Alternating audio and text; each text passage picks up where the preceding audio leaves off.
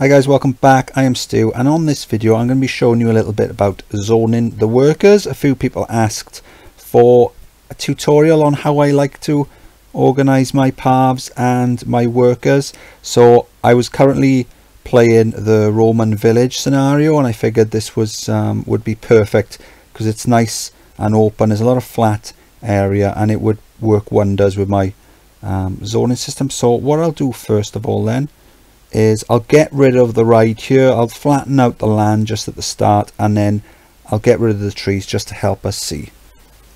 Okay, so I flattened the land, I've got rid of the trees to help us see better. So what I like to do then when I start a new park is I'll put down a handyman.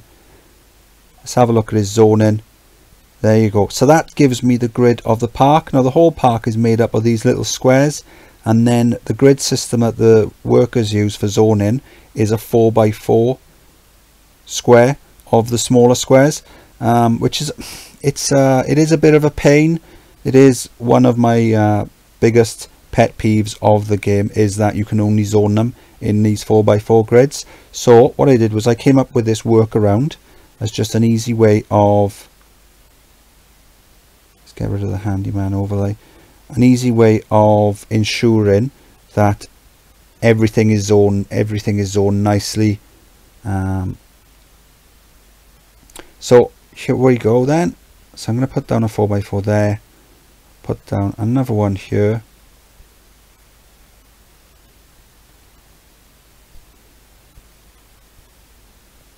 and then I'm going to build a couple of pirate ships. So let's put it, I'll try and get it in line with the path there.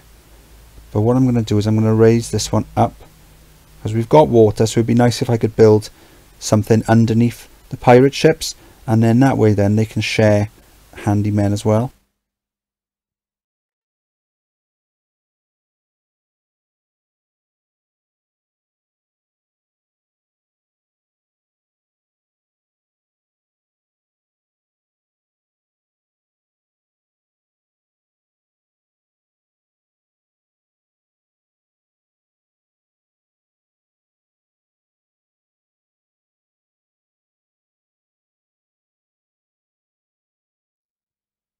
Right, so we've got the rides. Let's have a look now then. So here's the first handyman. So click on him. Click on he's already got the zoning overlay on. So then we'll click on this bit here. So now he is going to cover every path in these two 4x4 squares. So he's going to cover this 4x4 square here, and he's also going to cover the path, the entrance path up to the pirate ship, the exit path from the pirate ship, and the exit path from the bumper boats. And then we'll hire a new one, do the same with him,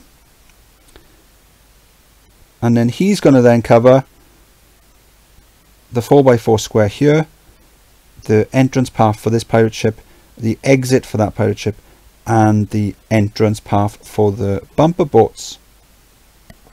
What I'm going to do then now is I'm going to hire a mechanic ready. We don't need one until the rides start breaking down, so if you want to save a bit of money you can always wait. But so I'm going to click there, and then make sure you cover the exits. And then what I'm going to do is, because I'm going to be building a few more rides up here, I'll just put these down ready. I think that should be enough. And then what we could do as well is, if you wanted to build some seats, you've got the security guard, and this is why one of the benefits of the system I like to use, the 4x4 system, is that in the middle you've got the 2x2 square. So in the middle I like to put either shops or scenery or seating areas, and then if you're going to use seating areas, then they can be vandalized. Oop, what have I done there? They can be vandalized, so you need to have a security guard to ensure that they're not vandalized. So he'll walk around, and if you notice how slow he's, so there you go, the handyman is just overtaking him. So what I like to do then is I like to limit security guards to no more than around 2, possibly 3 of the 4x4 squares, just because they walk so slow. But with mechanics, I'll use them to a fairly large area depending on what the ride is. These are flat rides, so I might do anything up to, I don't know, 8 or 10 rides with these. But if it was roller coasters, I'd usually do maybe one mechanic per roller coaster, or if I've built the roller coasters in pairs, I'll usually do one mechanic per pair of roller coasters, just because they're more expensive tickets. If it's a pay entry park, then I might not have as many mechanics, because if the ride breaks down, you're not going to lose money. You're only going to lose money when the ride breaks down in a park where you're paying for the ride tickets. So I'm going to crack on with the building then, and I might pop back later just to show you a bit of the paths that we've built and the zoning that we've used. So I've built this new section of the park. I've just opened it up because we did have a no entry sign there to stop the guests coming down.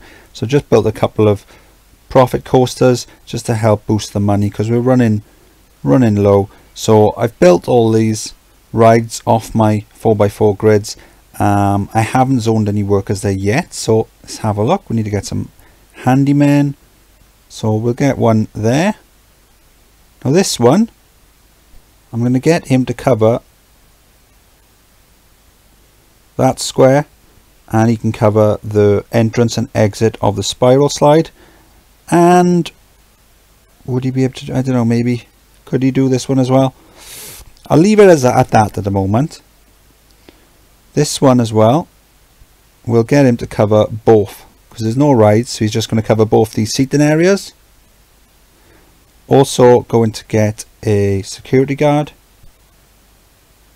plonk him down there. He can cover that one and that one. Just up here, I've got the security guard covering 3 squares. There's nothing in the middle square for him to look at. There's only the benches really I'm concerned with on the first and third square. And then with these ones, what I could do is I could have one security guard covering one handyman covering that ride, and then another one covering the coasters. But at the moment, I think what I'm going to do is I'm going to have this handyman covering both that ride off that square and the roller coaster off this square, and then we'll do the same with this handyman. And then later on, if we're having problems with a lot of sick, what we can do is we can just get another handyman in. With the mechanic, I think what I'll do to begin with is I'll zone him over there, so I'm covering the exits of both these coasters. And I think what I'll do is I'll just put him to check these rides over here, because they're right next to him, so he can check those. And I think what I'll do is I'll get him to cover the spiral slide as well, and then later on, when I've built over here and I've got more rides, I'll get the mechanic this section to cover the spiral slide. The mechanic just up here, he is zoned. See if we can turn rides off to make it look. There you go. So he is zoned. We don't need him on that square. He's not gonna go there. He's not gonna wander into any areas where there's no path. So he's just covering the pirate ships, the bumper boats, and the go-karts.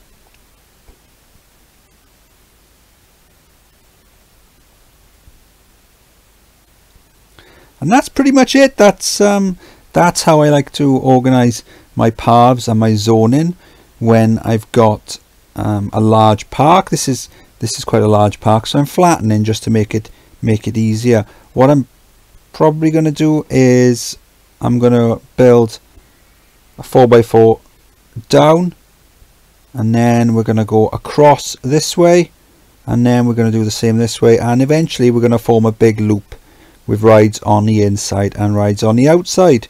One thing that these do help with as well is, because there's so much pathing, it does help prevent overcrowding. When I played Arid Heights, I think at the end of it I had over 5,000 guests in the park, and it was only around 100 complaining about overcrowding. So that was pretty cool. The only downside really is that it does cost more money because you're putting down more path. But personally, I think the advantages outweigh the cost. You're never going to win any style awards, but we're playing scenarios, so our main goal is completing the objective, and I find that these paths really do help with that. So I'm going to carry on playing the park then, because I'm going to use this as part of my playthrough of Roman Village. At some point it'll be up.